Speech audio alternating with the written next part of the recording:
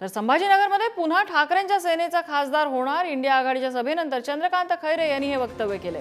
दानवेंचं नाव घेताच खैरे म्हणतात, खैरेंनी हे वक्तव्य केलेलं आहे।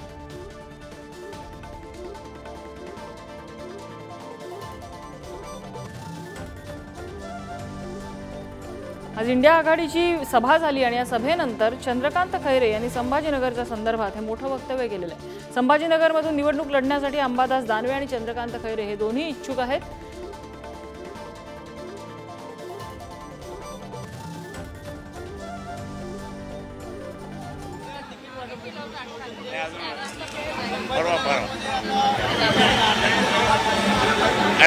काय नाव आहे